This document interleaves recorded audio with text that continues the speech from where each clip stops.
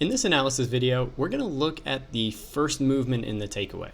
So I had a member question about the first movement in the takeaway and did a quick little video helping to understand the pressure into the lead side. So basically, in order to have the body start moving or rotating that way, it has to push against the ground this way. So to create some sort of anchor, most golfers are going to use their lead foot. It is possible to use the inside of the right foot, but primarily most golfers are going to push through the lead leg. Now, here are a couple kind of classic examples where you'll see maybe a little bit of a forward press, and you'll see that weight shift to anchor that lead side to then provide the platform that the leg and the core can start the takeaway with. That anchor of the foot and that leg and core movement produces the one-piece takeaway, even in golfers who have a little bit quicker wrist set, like Danny Willett here. Now here's probably one of the easiest examples.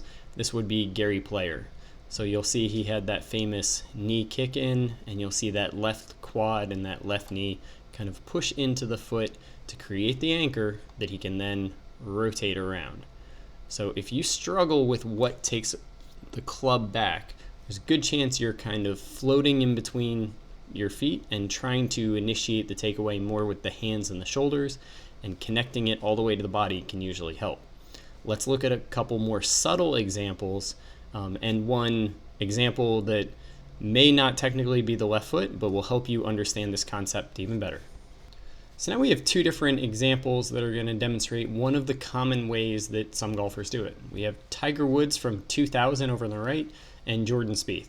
Now, if you're ever looking for these triggers, you have to find things from practice sessions where you can see them before they hit the ball for a little bit of time.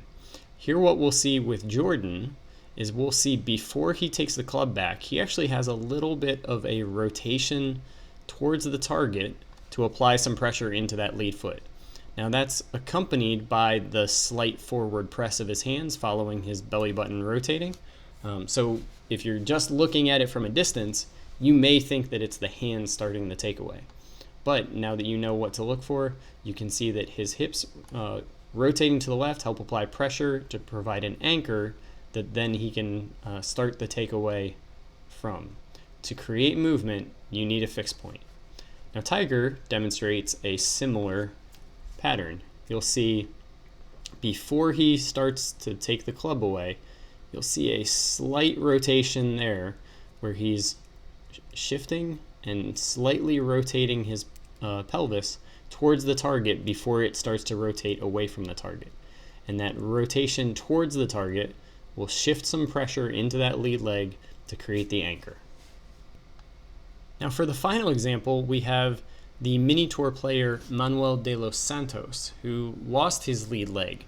So you would logically think that he's not going to shift into that lead leg, but what we'll be able to see is right here before he starts his takeaway, you'll see that left or the right knee kind of bend in towards the left. He's anchoring on the inside.